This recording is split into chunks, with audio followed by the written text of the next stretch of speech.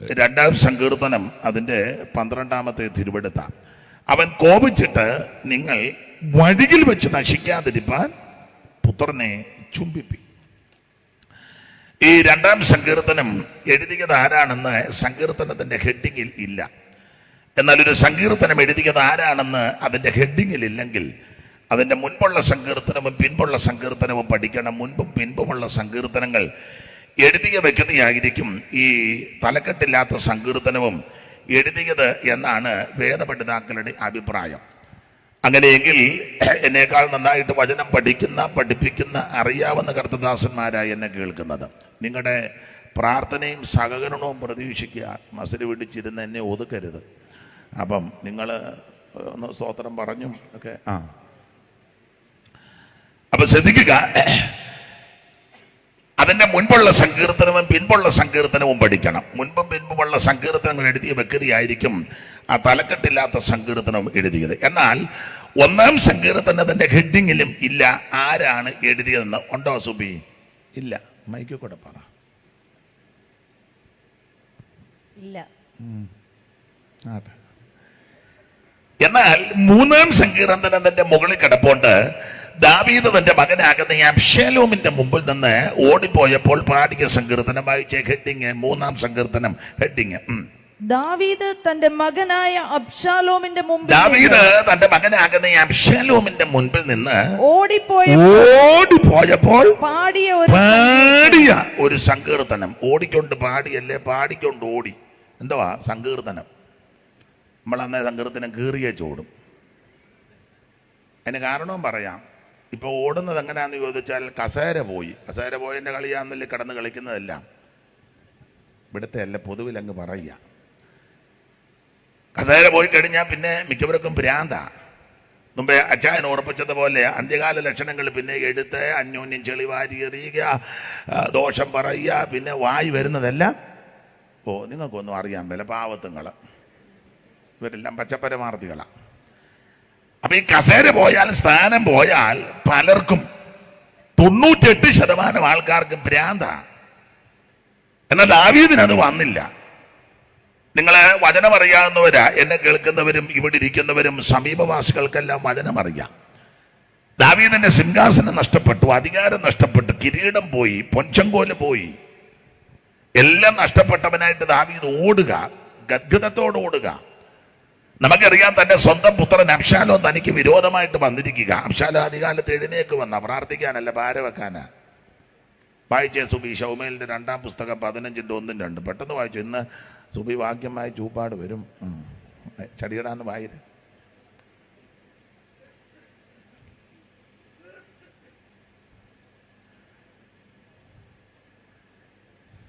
ശമൂവേലിന്റെ 2-ാം പുസ്തകം 15:1. ചില 2 ശൗമേല്, 2 രാജ. ശൗമേൽ 1 ഉള്ളു, 2 പുസ്തകം എഴുതിയതാ. അതുകൊണ്ടാ ശൗമേലിന്റെ 2-ാം പുസ്തകം. അനന്തരം അബ്ശാലോം ഒരു രഥത്തെയും കുതിരകളെയും തന്റെ മുമ്പിൽ ഓടുവാൻ 50 അകമ്പടികളെയും സമ്പാദിച്ചു. അടുത്ത വാക്യം. അബ്ശാലോം അധികാലത്ത് എഴുന്നേക്കും. പ്രാർത്ഥിക്കാനല്ല, പാര വെക്കാനാ.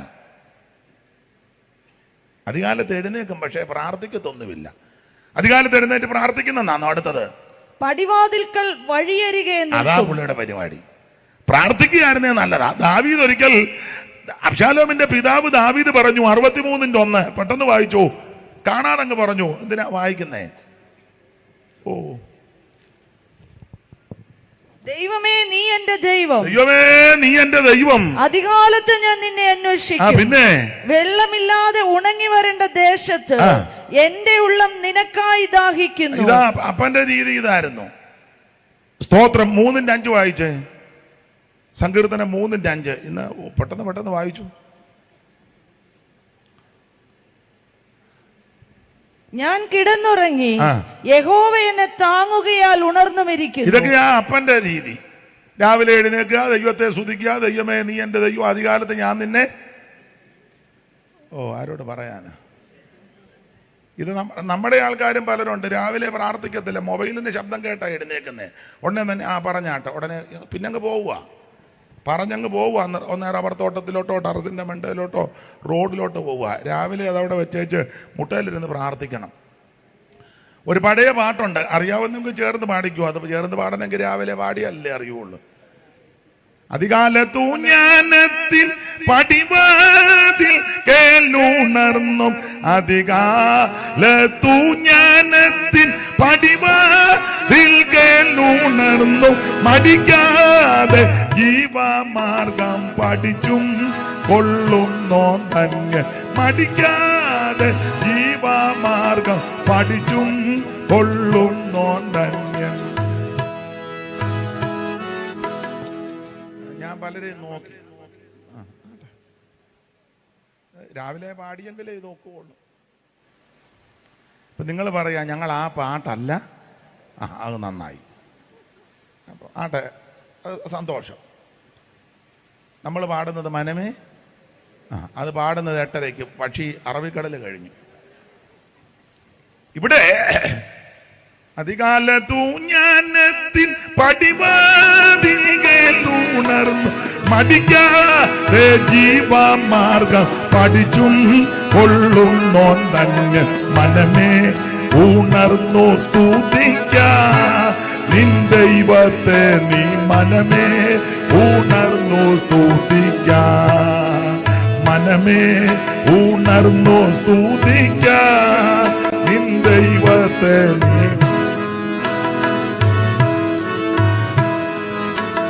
സകല ദോഷങ്ങളെയും അകലെ മാറ്റി നിനക്ക്, സകല ദോഷങ്ങളെയും അകലെ മാറ്റി നിനക്ക്, പകലോറും പൂത്തു കൃപ മകനാൽ ചോരിയും നോന്നെ, മനമേ ഉണർന്നു സ്തുതിക്ക നിൻ ദൈവത്തെ, നീ മനമേ ഉണർന്നു സ്തുതിക്ക.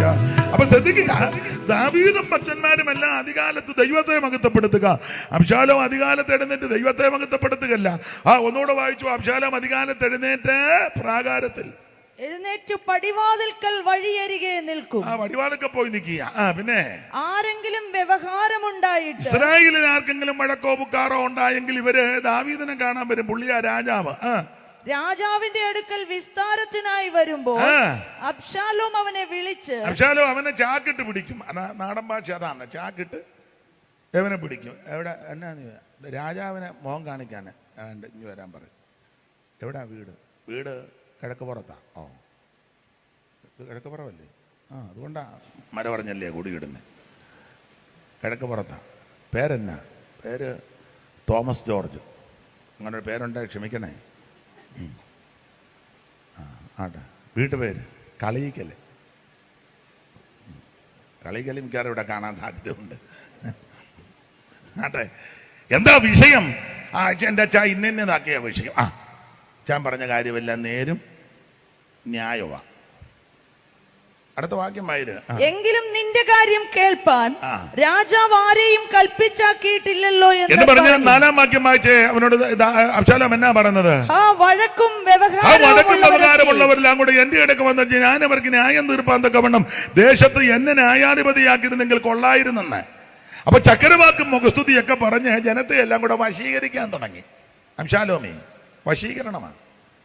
ഏദൻ തോട്ടത്തിൽ നടന്നതും അതാന്നല്ലോ. സർപ്പ ഉപായാത്താൽ ഹവ്വയെ ചതിച്ചു, വശീകരിക്കും. വേറെ പുസ്തകം നിങ്ങൾ പഠിച്ച് അവൻ അനേക ഭക്തന്മാരെ വശീകരിച്ചു. ദലീല ശിംശോനെ വശീകരിച്ചെന്ന, യഹോശാബാത്തിനെ വശീകരിക്കാനാ ആഗാബ് ഡിന്നർ ഒരുക്കിയത്. അപ്പൊ ചില ഡിന്നർ നിന്നെ വശീകരിക്കാനാ, ചില സ്നേഹം കാട്ടുന്നതും പറ്റിക്കൂടുന്നതൊക്കെ നിന്നെ വശീകരിക്കാനാ. അവൻ സൂത്രബുദ്ധിയോടെ നയരൂപേണ അടുത്ത് വരുന്ന വശീകരിക്കാനാ. അതുകൊണ്ടാ പൗലോസ് കൊരിന്ത്യർ ലേഖനത്തിൽ പറഞ്ഞു, അവൻ സർപ്പ ഉപായത്താൽ ഹവ്വയെ വശീകരിച്ചതുപോലെ ചതിച്ചതുപോലെ നിങ്ങളുടെ ഹൃദയം കർത്താവിനുള്ള ഏകാഗ്രതയും ഭക്തിയും വിട്ട് വഷളായി പോകരുത്. ഇവിടെ അബ്ശാലോം വശീകരിക്കുക. ചക്രവാക്കും മുഖസ്തുതിയൊക്കെ പറയുക. നീ പറഞ്ഞ കാര്യമെല്ലാം നേരിനായോ? നിന്റെ കാര്യം കാക്കാൻ രാജാവിന് സമയമില്ലല്ലോ. എല്ലാവരും കൂടെ എന്റെ ഇടയ്ക്ക് വന്നിട്ട് എന്നെ ഇതിനാക്കുമായിരുന്നു, നല്ലതായിരുന്നു. ആയിക്കോട്ടെ. എന്നിട്ട് ആരെങ്കിലും ഇവനെ കാണാൻ വന്നാൽ കെട്ടിപ്പിടിച്ച് ഉമ്മ വെക്കും. 5-ാം വാക്യം. ആരെങ്കിലും അവനെ നമസ്കരിപ്പാൻ എടുത്തു ചെന്നാൽ അവൻ കൈ നീട്ടി അവനെ പിടിച്ച് ചുംബനം ചെയ്യും. കറുത്തതാണോ വെളുത്തതാണോ, കാശുണ്ടോ കാശിൽ, ഇതൊന്നും വിഷയമല്ല. വരിക, പിടിക്കുക, ഉമ്മ വെക്കുക. ആരാ വീഴാത്ത? വശീകരിക്കുക. എന്നിട്ട് ആറാമത്തെ വാക്യത്തിന്റെ ഒടുവിൽ ഒരു പദമുണ്ട്. അങ്ങനെ അബ്ശാലോം ഇസ്രായേലിയരുടെ ഹൃദയം വശീകരിച്ചു കളഞ്ഞു. അങ്ങനെ ഇവൻ വശീകരിച്ചു. എങ്ങനെ? ചക്കരവാക്കും മുഖസ്തുതിയും കെട്ടിപ്പിടുത്തവും മുത്തമടിയിലും ഒക്കെ ആയിട്ട് ജനത്തെ വശീകരിച്ചു. 12ാമത്തെ വാക്യത്തിന്റെ ഒടുവിലുണ്ട് ഇങ്ങനെ. വായിച്ചേ. ഇങ്ങനെ ജനം നിത്യം അബ്ശാലോമിന്റെ അടുക്കൽ വന്നു കൂടുക കൊണ്ട് കൂട്ടുകെട്ടിന് ബലവും വന്നു. ആ പ്രയോഗമൊക്കെ നിങ്ങൾ ശ്രദ്ധിച്ചേ. അങ്ങനെ ജനം അബ്ശാലോം വശീകരിച്ചു. ഇങ്ങനെ ജനവും ചെന്നു. അപ്പൊ അങ്ങനെ ഇങ്ങനെയൊക്കെ പോയാൽ കാര്യം ഒന്നും അറിയാൻ മേല. അങ്ങനെ ഇങ്ങനെയൊക്കെ പോയാൽ കസേര കിട്ടും, സൂത്രത്തിൽ വല്ലതുമൊക്കെ സമ്പാദിക്കാം. പക്ഷെ അങ്ങനെ ഇങ്ങനെയൊക്കെ പോകണം. ഉപദേശത്തിനൊക്കെ അല്പം അയവ് വരുത്തണം. അങ്ങനെ ഇങ്ങനെയൊക്കെ. അങ്ങനെ ആണല്ലോ അപ്പോസ്തല പ്രവൃത്തിയും. ചിലർ അങ്ങനെയും ചിലർ ഇങ്ങനെ, അങ്ങനെയൊക്കെ പുസ്തകത്തിൽ വാക്യമുണ്ട്. അപ്പോൾ അങ്ങനെ വശീകരിച്ചു. ജനം ഇങ്ങനെ ചെല്ലുകയും ചെയ്തു. ചുരുക്കി പറഞ്ഞാൽ നാളുകളുടെ അശ്രാന്ത പരിശ്രമത്താൽ ജനത്തെ ഇവന്റെ വരുതി കൊണ്ടുവന്നു. എന്നിട്ട് ഇവന് ദാവീദിന് വിരോധമായി തന്ത്രങ്ങൾ മെനഞ്ഞു. എന്റെ വിഷയം അതല്ലാത്തത് കൊണ്ട് അധികം വിവരിക്കുന്നില്ല. ജനത്തെ തന്റെ വരുതി കൊണ്ടുവന്നു. ചുരുക്കി പറഞ്ഞാൽ ദാവീദിനെ സ്ഥാനഭ്രഷ്ടനാക്കാൻ പദ്ധതി കിട്ടും. അങ്ങനെ ഹെബ്രോനിലെ യാഗത്തിന്റെ പേര് പറഞ്ഞു പോയി. പെരുമ്പറ മുടക്കി വിളംബരം ചെയ്തു. അബ്ശാലോം ഹെബ്രോന് രാജാവായി. ഈ വാർത്ത ദാവീദിന്റെ കാതിലെത്തി. ദാവീദ് പറഞ്ഞു, അബ്ശാലോം ഹെബ്രോന് രാജാവായെങ്കിൽ അവൻ സൈന്യത്തെ കൂട്ടിക്കൊണ്ടുവന്ന് നമ്മെ വാളിന്റെ വായ്ത്തല കൊണ്ട് വെട്ടിക്കൊല്ലും. അതുകൊണ്ട് അബ്ശാലോമിന്റെ വാളിന്റെ വെട്ടേറ്റ് പെടഞ്ഞു മരിക്കുന്നതിലും ഭേദം കൊട്ടാരം വിട്ട് ഓടിപ്പോകാം. അങ്ങനെ സുപുത്രനാകുന്ന അബ്ശാലോമിനെ പേടിച്ച് ദാവീദ് കൊട്ടാരം വിട്ട് ഓടി. കൂടെ ഓടാൻ എല്ലാവരും ഒന്നും പോയില്ല. ക്ലേത്തരും പ്ലേത്തരുമാകുന്ന കുറച്ചു പേര്. അബ്യാഥാര് സാദോക്ക് പുരോഹിതന്മാരാ. അപ്പോൾ അവരോട് പറഞ്ഞു, നിങ്ങൾ ഇവിടെ നിൽക്കി, ഞാൻ ആയുസോടെ തിരിച്ചു വരികാനെ നമുക്കൊന്ന് യോഗം കൂടാ. അങ്ങനെ ദാവീദ് ഓടി ഓടി ഓടി കിദ്രോൻ തോട് കടന്നു. അത് കഴിഞ്ഞാൽ പിന്നെ ഒലിവുമലയാ. ആ കിദ്രോൻ തോട് കടന്ന് ഒലിവുമലയുടെ കയറ്റം കയറുക. ഇതാണ് കാൽവറിയിൽ നടന്നത്. നമ്മുടെ കർത്താവ് സ്വന്തമായതിലേക്ക് വന്ന് സ്വന്തമായവരോ കൈക്കൊണ്ടില്ല. ഒടുവിൽ കർത്താവും സ്തോത്രം പാടിയ ശേഷം ഒലിവുമലയ്ക്ക് പുറപ്പെട്ടെന്ന കിദ്രോൻ തോട് കടന്നു. കിദ്രോൻ തോട് കടന്ന് ഒലിവുമലയുടെ കയറ്റം കയറുക. ദാവീദ് വളരെ മനോദുഃഖത്തോടെ വേദനയോടെ സ്വന്തം പുത്രനായി എതിരായിട്ട് വന്നിരിക്കുന്നത്. കസേര പോയി, സിംഹാസനം പോയി, കിരീടം പോയി, പൊൻചങ്കോല് പോയി, എല്ലാം നഷ്ടപ്പെട്ടു. എന്റെ ഭാഷയെ പറഞ്ഞ ഉടുത്ത തുണിയല്ലാതെ വേറൊന്നും കൈവശമില്ല. വളരെ മനോദുഃഖത്തോടെ കയറി പോകുകയാ. അങ്ങനെ ആ കയറ്റം അങ്ങനെ കയറി ചെന്നപ്പോൾ ബഹുറൂമിൽ ചെന്നപ്പോൾ ഒരുത്തം വരുന്നു. അതിനു മുമ്പ് അബ്യാഥാരിനെയും സാദോക്കിനെയും കണ്ടു. അപ്പൊ അവരോട് പറഞ്ഞു, നിങ്ങൾ യെരൂശലേമിൽ പോകുക, ദൈവഗത വന്നേ, പിന്നെ നമുക്ക് ഒന്നിച്ചു കൂടാം. പിന്നെ മുമ്പോട്ട് ഓടിയപ്പോൾ ഗേരയുടെ മകൻ ശിമയി, ഇവൻ ശൗൽ കുടുംബത്തിന്റെ ബന്ധുവും ബെന്യാമീൻ ഗോത്രജനുമാണ്. ദാവീദിനെ കണ്ടപ്പോൾ നാടൻ ഭാഷ പറഞ്ഞ സമനില തെറ്റി ദാവീദിനെ കല്ലും പൂടിയെല്ലാം വാരി എറിഞ്ഞു. ദാവീദ് ഓപ്പോസിറ്റ് പോകുന്നു. ഇവനെ ഇങ്ങനെ വശത്തൂടെ വന്ന് കല്ലും പൂടിയെല്ലാം വാരി എറിയുക. എറിഞ്ഞേച്ച് പറയുന്നുണ്ട്, ശൗൽ കുടുംബത്തെ നശിപ്പിച്ചവന് രക്തപാതക നീജ പോ പോ. കാൽവറിയിലും ഇതാ യേശു കേട്ടത്. യേശുവിനെ ദുഷിച്ചെന്ന, നീ ദൈവപുത്രനാന്ന് ഇറങ്ങി വാ, നീ അത്ഭുതം ചെയ്തവനല്ലേ ഇറങ്ങി വാ, നീ ദൈവമാണ്. ക്രൂശിക്കിടന്ന് ഒരുത്തം പറഞ്ഞു, നീ ദൈവമാണ്, നിന്നെ രക്ഷിക്കുക, ഞങ്ങളെയും കൂടെ രക്ഷിക്കേ. ഇവിടെ ശിമയി പ്രാകുക, ശൗൽ കുടുംബത്തെ നശിപ്പിച്ചവനെ രക്തപാതക നീജ പോ പോ പോ എന്ന് പറഞ്ഞ് പ്രാഗി. അപ്പൊ ദാവീദിന്റെ കൂടെയുള്ള അബീഷായി സെരൂഗയുടെ പിള്ളേരുണ്ട്. സെരൂജ ദാവീദിന്റെ പെങ്ങളാ. 3 പിള്ളേരാ, അബീഷായി, യോബാബ്, അസാഹേല്. അവനെ പറ്റി എഴുതിക്കുന്ന കാട്ടുകലയെ പോലെ ശീക്രകാമി എന്ന. എന്തായാലും അബീഷായി ചെയ്യാ തട്ടിയേക്കട്ടെ എന്ന് ചോദിച്ചു. നമ്മളാരുന്നേ ഓടിപ്പോകുന്ന കൂട്ടത്തിൽ പറയും, സ്തോത്രം തട്ടിയേര്, ഞാൻ അങ്ങ് അവിടെ കാണുമെന്ന് പറയും. ഒന്ന് കൊടുത്തേക്കാൻ പറയും. ദാവീദ് പറഞ്ഞു, ഒന്നും ചെയ്യരുത്. അയ്യോടി, എന്തുവായി പറയാൻ? എടാ, എന്റെ ഉദരത്തിൽ നിന്ന് വന്നവൻ എന്നെ കൊല്ലാൻ കൊടുവാളുമായിട്ട് നിൽക്കുക. അന്നേരം വന്നോ ബെന്യാമീൻ ഗോത്രക്കാരൻ, അവനെവിടെ? അല്ല, നമുക്ക് പ്രശ്നം ഉണ്ടാക്കുന്നത് നമ്മുടെ അകത്തുള്ളവർ തന്നെ. ക്രിസ്ത്യാനിക്ക് പ്രശ്നം ക്രിസ്ത്യാനി തന്നെ കൂടുതലും. ഒന്നും അറിയാൻ മേല. ക്രിസ്ത്യാനികൾക്ക് പ്രശ്നം കൂടുതൽ ഉണ്ടാക്കുന്നത് ക്രിസ്ത്യാനി തന്നെ. പിന്നെ ബാക്കി ഞാൻ ഇപ്പൊ പൂരിപ്പിക്കുന്നില്ലോ, അങ്ങനെ പറഞ്ഞു നിൽക്കുന്നതാ. നല്ലത്. അതെ അതെ, അനുഭവിക്കുന്നവരാന്നല്ലോ ഇരിക്കുന്നതല്ല. അതുകൊണ്ടാ പറഞ്ഞത്, അവൻ ബെന്യാമീൻ ഗോത്രക്കാരൻ, അവനെ വിടെ. എന്റെ ഉദരത്തിൽ നിന്ന് പുറപ്പെട്ട എന്റെ മകൻ എന്നെ കൊല്ലാൻ പദ്ധതി ഇട്ട് നിൽക്കുക, അതുകൊണ്ട് അവനെ വിട. എങ്കിലും ഇവൻ പ്രാഗി ശപിച്ച് ഇതെല്ലാം കേട്ടും ഏറുകൊണ്ടും മുൻപോട്ട് നീങ്ങി. ഇതാണ് നമുക്ക് വേണ്ടി ദൈവപുത്രൻ സഹിച്ചത്. ആ പുത്രനെ ചുംബിക്കണമെന്നാ കുറുവാക്യം. നമുക്ക് വേണ്ടി പങ്കപ്പാട് സഹിച്ചവൻ, നമുക്ക് വേണ്ടി കുരിശുമരം ചുമന്നവൻ, നമുക്ക് വേണ്ടി ആണികളാൽ തറയ്ക്കപ്പെട്ടവൻ, നമുക്ക് വേണ്ടി രക്തം ചിന്തിക്കുവൻ, നമ്മെ രക്ഷിക്കുവാൻ, വീണ്ടെടുക്കുവാൻ, വിടുവിക്കുവാൻ, ശാപദോഷങ്ങൾ മാറ്റിത്തരുവാൻ ഒരുവൻ നമുക്ക് വേണ്ടി കാൽവരിയിൽ ജീവനെ തന്നു. അവനെ ചുംബിപ്പീൻ. എന്തിന്? നശിച്ചു പോകാതിരിക്കാൻ. അങ്ങനെ ഏറുകൊണ്ട് പ്രാക്കേറ്റം ദാവീദ് മുമ്പോട്ട് പോയി യോർദാൻ കടവിൽ തങ്ങി. യോർദാൻ കടവിൽ തങ്ങിയപ്പോൾ അബ്ശാലോം ആളെ കൂട്ടി വന്നു. ഇടയ്ക്കത്തെ ഭാഗമൊന്നും ഞാൻ വിവരിക്കുന്നില്ല, നിങ്ങൾക്ക് ആ ഭാഗമൊക്കെ നന്നായിട്ട് അറിയാമല്ലോ. അതിനിടയ്ക്ക് അഹീതോബേൽ ദൂത് പറഞ്ഞതും അർഗനായ ഹൂശായിയെ കൊണ്ട് ആ ദൂത് അബദ്ധമാക്കിയതും ഒക്കെ നമുക്ക് 17-ാം അധ്യായത്തിന്റെ 1 മുതൽ ഓടിച്ചു വായിച്ചു. അനന്തരം അഹീതോഫേൽ അബ്ശാലോമിനോട് പറഞ്ഞത്, ഞാൻ 12,000 പേരെ തെരഞ്ഞെടുത്ത് ഇന്ന് രാത്രി തന്നെ ദാവീദിനെ പിന്തുടർന്ന് പുറപ്പെടട്ടെ. ക്ഷീണിച്ചും അധൈര്യപ്പെട്ടും ഇരിക്കുന്ന അവനെ ഞാൻ ആക്രമിച്ച് ഭ്രമിപ്പിക്കും. അപ്പൊ അവന്റെ കൂടെയുള്ള ജനമെല്ലാം ചെതറിയോടും, അവൻ ഒറ്റപ്പെടും, ഞാൻ അവനെ വെട്ടും. ഇതാണ് അഹീതോബേലിന്റെ ആലോചന. ആരാ അഹീതോബേല്? 15-12 വായിച്ചേ. അഹീതോബേൽ ആരാ? 15, 12, 16, 23. അബ്ശാലോം യാഗം കഴിക്കുമ്പോൾ ദാവീദിന്റെ മന്ത്രിയായ, അപ്പൊ ഈ ദാവീദിന്റെ മന്ത്രി അഹീതോബേൽ. ഇനി 16, 23 കൂടെ വായിച്ചേ. അക്കാലത്ത് അഹീതോഫേൽ പറയുന്ന ആലോചന ദൈവത്തിന്റെ അരുളപ്പാട് പോലെ ആയിരുന്നു. അരുളപ്പാടല്ല, അരുളപ്പാട് പോലെ. പ്രവചന വില്ലേലും കയറി പ്രവചിക്കുന്ന ആൾക്കാരുണ്ട്. വിമാനത്തെ കയറുമ്പം പ്രവചനം കിട്ടുന്നവരുണ്ട്. ലോക്കൽ സഭയെ പ്രവചിക്കുകയല്ല. അമേരിക്കയിൽ പോയി ഒന്നും അറിയാൻ മേല. എന്നാ നിങ്ങൾ രണ്ടുപേരും വർത്താനം പറയുന്നത്? എന്തോ പറഞ്ഞു. ഫാൻ തടസ്സമല്ലയോ? ഭയങ്കര കാറ്റ്. ഫാൻ വേണമെന്നാണോ വേണ്ടെന്നാണോ? കറങ്ങുന്നുണ്ടല്ലോ.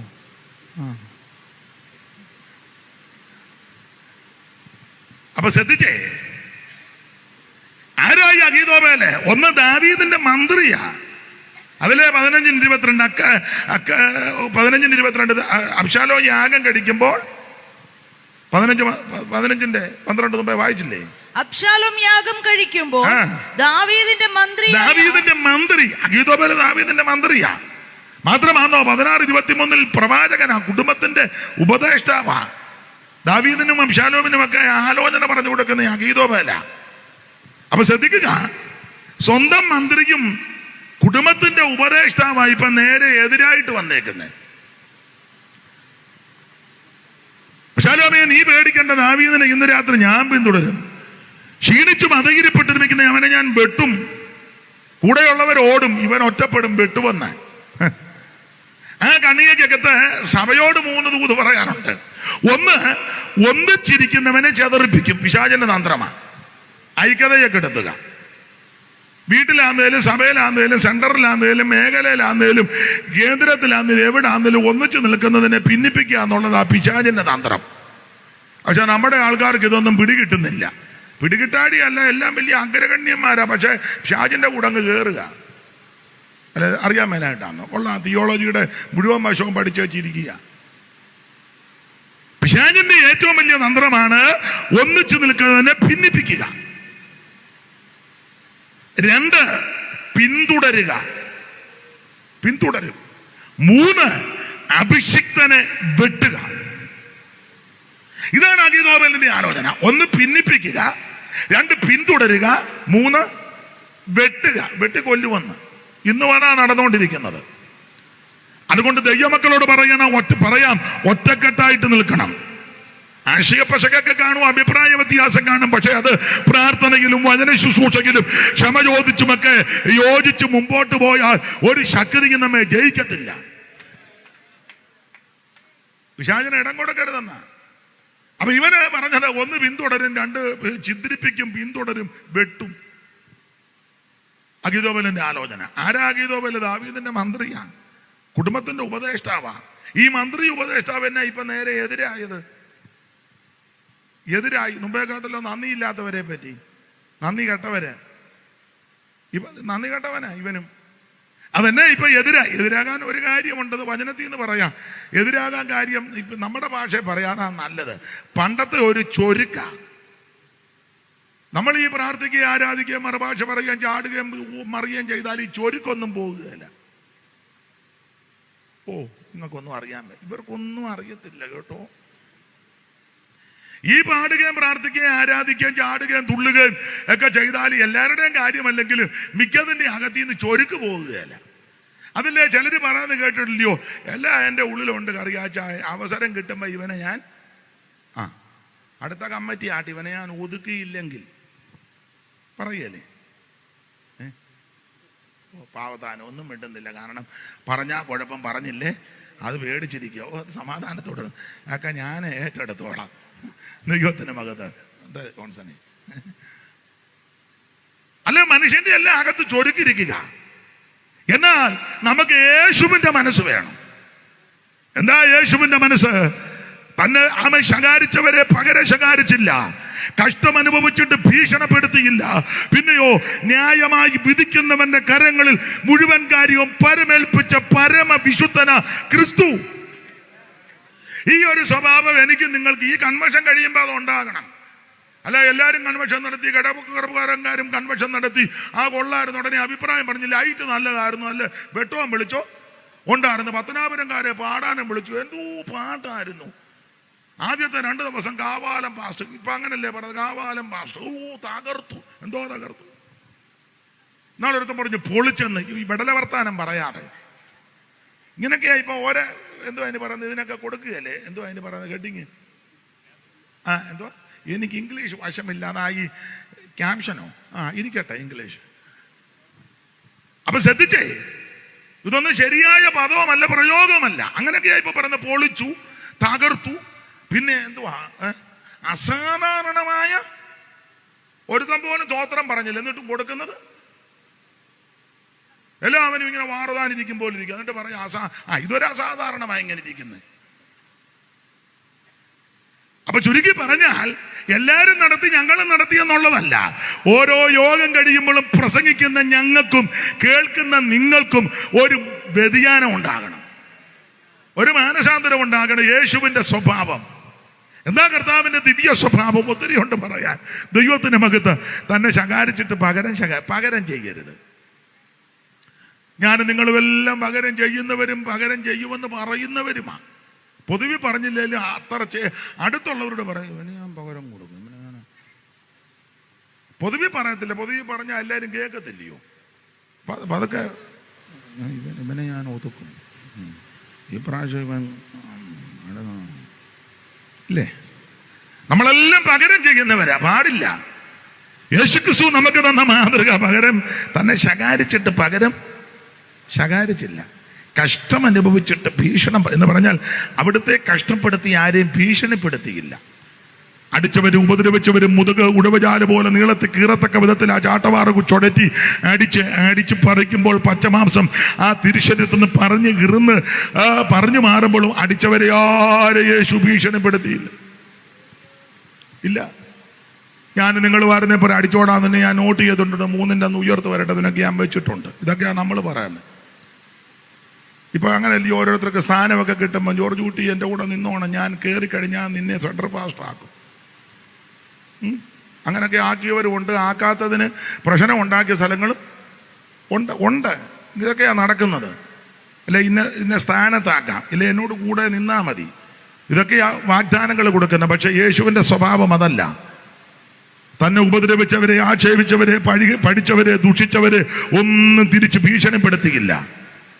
മാത്രമാണ് ഉയർത്തിട്ട് പോലും തന്നെ അടിച്ചവന്റെ മുമ്പ് യേശു ചെന്നില്ല. ഇല്ല, ചെന്നാൽ അവൻ പേടിക്കുകയല്ലേ. നമ്മളാണ് ഉയർത്താൽ ആദ്യം ചെല്ലുന്നത് പീലാത്തോസിന്റെ പാലസിന്റെ വാതൊക്കെ അറുത്ത ഗ്ലാസ് ഇട്ട കാറയല്ലേ, അവിടെ ചെന്ന് കീ നോണടിക്കും. പീലാത്തോസ് നോക്കുമ്പോൾ അയ്യോ ഞാൻ അവൻ അറ്റാക്ക് വന്ന് താഴെ വീഴും. നമ്മളൊന്നും മിണ്ടത്തില്ല, ഇങ്ങനെ വണ്ടിക്കകത്തൊരു സ്തോത്രം പറഞ്ഞുകൊണ്ടിരിക്കും. സ്തോത്രം. പീലാത്തോസ് എങ്ങാനും കണ്ടാൽ താഴെ വീഴുകയല്ലേ. യേശു അങ്ങനെ പോലും ചെന്നില്ല. പ്രത്യക്ഷപ്പെട്ടതും തൻ്റെ അരുമ ശിഷ്യന്മാർക്കാണ്. ദൈവത്തിന് മഹത്വം. അതാ യേശുവിൻ്റെ ദിവ്യ സ്വഭാവം. ഗദസമനെ വധിച്ച് പിടിക്കാൻ വന്നപ്പോൾ ആ കൂടെയുള്ളൊരു മഹാപുരോഹിതന്റെ ദാസന്റെ കാത് വെട്ടി താഴെ കിട്ട്. കാത് വെട്ടിയപ്പോൾ അവൻ വേദന കൊണ്ട് പെടയ്യ. യേശു മനോവേദനയില. കാരണം ഗദസമനയിലെ പ്രാർത്ഥനയെ പറ്റി ഇങ്ങനെ അടിച്ചിരിക്കുന്നത് പ്രാണവേദനയിലായെന്ന. അതെ ഇല്ലേ? ഒരു പാട്ടിന്റെ വരി ഒന്ന് പാടാമോ? എനിക്ക് എടുത്തു പാടാനൊക്കെ. അതാ കേൾക്കുന്നു ഞാൻ ഗദസമന തോട്ടത്തിലെ പാപിയെനിക്കായി കൊന്തലറിടുന്ന പ്രിയന്റെ ശബ്ദ പാപിയെനിക്കായി കൊന്തലറിടുന്ന പ്രിയന്റെ ശബ്ദ അതാ കേൾക്കുന്നു ഗദസമന തോട്ടത്തിലെ പാപിയെനിക്കായി കൊന്തലറിടുന്ന പ്രിയന്റെ ശബ്ദമിതേ. പാപിയെനിക്കായി കൊന്തലറിടുന്ന പ്രിയന്റെ ശബ്ദമിതേ. അവിടുത്തെ വിയർപ്പ് രക്തത്തുള്ളിയായി വീണു. മാത്രമാണോ ആമേൻ, സ്തോത്രം. മാനവരാശിയുടെ പാപത്തിന്റെ പരിഹാരത്തിനാ മരിക്കുന്നത് പ്രാണവേദനയില്ല. ശരീരവേദനയെക്കാളും കടുപ്പമാ പ്രാണവേദന. അപ്പൊ പ്രാണവേദനപ്പെട്ട് നിൽക്കുന്ന യേശു അല്പം കഴിഞ്ഞ് ക്രൂശിക്കപ്പെടാൻ പോകയാ. അന്നാരും അതിനെ ഉപദ്രവിക്കുവാൻ, പിടിക്കുവാൻ, വരിഞ്ഞു കെട്ടുവാൻ വന്ന ശത്രുവിന്റെ കാത് അറുത്തിട്ടിരിക്കുക. പക്ഷെ യേശുവിന്റെ ദിവ്യ സ്വഭാവം താൻ പ്രാണവേദനയിൽ ഇരിക്കുമ്പോഴും ശത്രുവിന്റെ വേദനയ്ക്ക് പരിഹാരം വരുത്താൻ ആ താഴെ വീണ കാതെടുത്ത് ഫിറ്റ് ചെയ്തു. അതാ യേശു. ആ ദിവ്യ സ്വഭാവം പ്രസംഗിക്കുന്ന എനിക്കും കേൾക്കുന്ന നിങ്ങൾക്കും ഉണ്ടാകണം. യോഗം കഴിയുമ്പോ നമുക്ക് ഉണ്ടാകും, യോഗത്തിനിരിക്കുമ്പോ ഉണ്ടാകും. 2 മണിക്കൂറല്ല 2.5 മണിക്കൂർ അപ്പോ ചുമ്മ ഉറുക്കം കൂവും പോലിരുന്ന്. നിങ്ങൾ കണ്ടിട്ടില്ലയോ തിരുമേശയൊക്കെ നടത്തുമ്പോ വലിയ ആക്ഷനോ ഹോലൂ, പിന്നെ അങ്ങ് വാദപ്പനി വന്നതുപോലെ. ഇത് കഴിഞ്ഞൊന്ന് കമ്മറ്റി കൂടിക്കുക, അന്നേരം തനിനിറം. എന്നാ നിങ്ങൾക്കെല്ലാം ഒരു ഉള്ള കാര്യമായി പറയുന്നേ. പുറകോട്ടൊന്നും നോക്കണ്ടെന്ന് മുന്നോട്ട് തന്നെ നോക്കിക്കോ. ഉള്ള കാര്യമാണ് പറയുന്നത്. പുള്ളി എറുകണ്ണിട്ട് പുറകോട്ട് നോക്കുന്നു. ഒന്നും നോക്കണ്ട, ഇതൊരു ഉള്ള കാര്യമായി പറയുന്നേ. പ്രസംഗിക്കുന്ന എനിക്കും കേൾക്കുന്ന നിങ്ങൾക്കും യേശുവിന്റെ സ്വഭാവം ഉണ്ടായിരിക്കണം. ഓരോ യോഗം കഴിയുമ്പോഴും, ഓരോ കൺവെൻഷന് പ്രസംഗിച്ച് കഴിയുമ്പോഴും എനിക്കും രൂപാന്തരം ഉണ്ടാകണം. ഓരോ കൺവെൻഷനെ സംബന്ധിച്ച് നിങ്ങൾക്കും വ്യത്യാസം വരണം. അങ്ങനെയെങ്കിൽ യോഗം വിജയിച്ചു. അതാ യോഗത്തിന്റെ വിജയം. അല്ലാതെ ആള് കണ്ടമാനം വന്നിറങ്ങിയോ, വണ്ടി കൂടി ബ്ലോക്കായി, അവസാനം സ്വോത്രം ഭക്ഷണം തികഞ്ഞില്ല, യോഗം വിജയമായിരുന്നു. അതാണ് വിജയം. വന്നവർക്കെല്ലാം, പ്രസംഗിച്ചവർക്കും വന്നവർക്കും പാട്ടുകാർക്കും മൈക്ക് ഓപ്പറേറ്റ് ചെയ്തവർക്കും വീഡിയോ എടുത്തവർക്കും സകലർക്കും പ്രസംഗിച്ചവർക്കും ഒക്കെ സ്വഭാവത്തിന് ഓരോ യോഗം കഴിയുമ്പോൾ മാറ്റം വരുന്നുണ്ടെങ്കിൽ നമ്മുടെ യോഗം വിജയിച്ചു. യേശുക്രിസ്തുവിന്റെ ദിവ്യ സ്വഭാവം. അവിടെ ഞാൻ ആ ഭാഗത്തേക്ക് പോകുന്നില്ല. ദാവീദും അങ്ങനെ തന്നെയാ, ഒന്നും എതിർത്തില്ല. അപ്പൊ അഹീതോഫേൽ തനിക്കെതിരെ ദൂത് പറഞ്ഞു.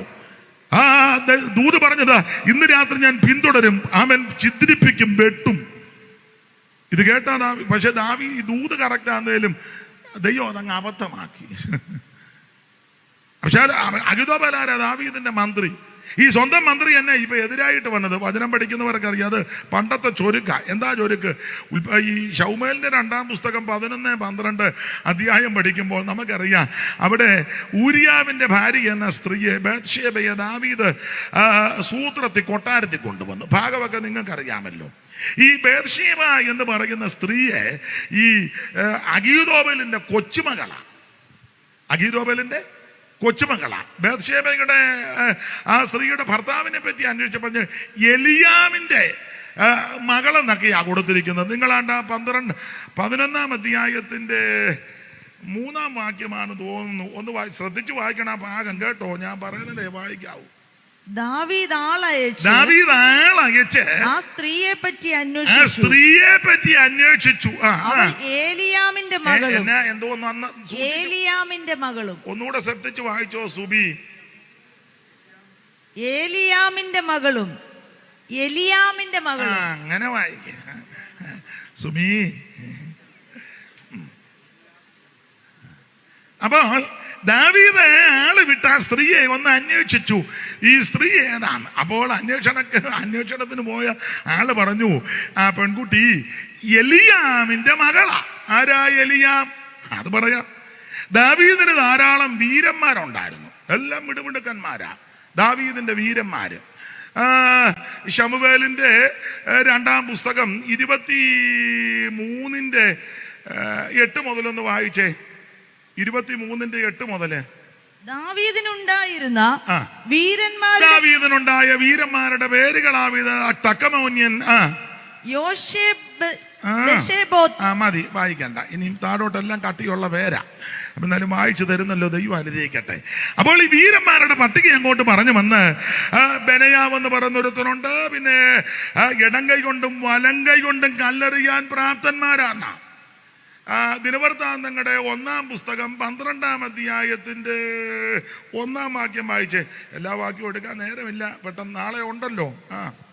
കീശിന്റെ മകനായ ശൗലിന്റെ നിമിത്തം ദാവീദ് ഒളിച്ചു പാർത്തിരുന്നപ്പോൾ. നമുക്ക് പോകേണ്ടതാ വീട്ടില്, വീഡിയോ ആയിരേ. കീശിന്റെ മകനായ ശൗലിന്റെ നിമിത്തം ദാവീദ് ഒളിച്ചു കീശിന്റെ മകനാകുന്ന ശൗലിന്റെ നിമിത്തം ദാവീദ് ഒളിച്ചു പാർന്നിരുന്ന കാലത്ത് സിക്ലാഗിൽ അവന്റെ അടുക്കൽ വന്നവരാവിത്. അവർ വീരന്മാരുടെ കൂട്ടത്തിൽ ദാവീദിന് യുദ്ധത്തിൽ തുണ ചെയ്തു. അടുത്ത വാക്യം. അവർ വില്ലേളികളും വലം കൈ കൊണ്ടും ഇടം കൈ കൊണ്ടും കല്ലെറിവാനും വില്ലുകൊണ്ട് അമ്പെയ്യുവാനും സമർത്ഥ്യന്മാരുമായിരുന്നു. വീരന്മാരാ. വലം കൈക്കും ഇടം കൈക്കും കല്ലെറിയും.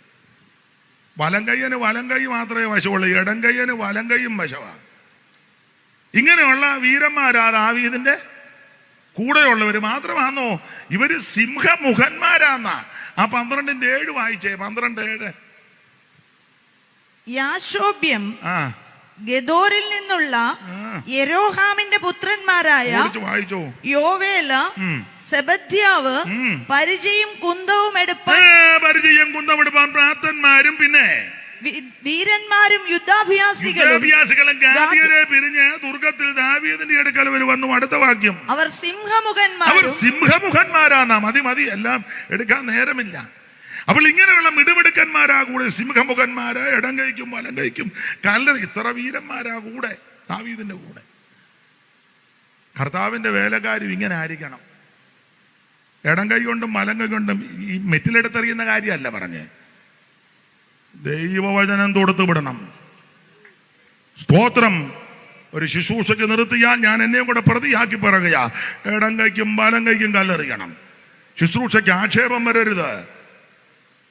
ശവോടൊക്കെ നടത്തിയാലും, കല്യാണം നടത്തിയാലും, ഭവന പ്രതിഷ്ഠയാന്നേലും, കൊച്ചിന്റെ പ്രതിഷ്ഠയാന്നേലും, കൺവെൻഷൻ ആന്നേലും, ലീഡ് ചെയ്തതാന്നേലും, എന്തുവാന്നല്ല ഇടം കൈക്കും വലം കൈക്കും. കല്യാണം നടത്തുമ്പോൾ ചെറുക്കനോട് പറയേണ്ടത് പെണ്ണിനോട് പറയുക, പെണ്ണിനോട് പറയേണ്ടത്.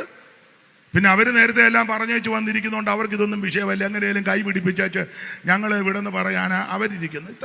ഇങ്ങനെയൊന്നും വെക്കേണ്ട ഉള്ള കാര്യമാണ്.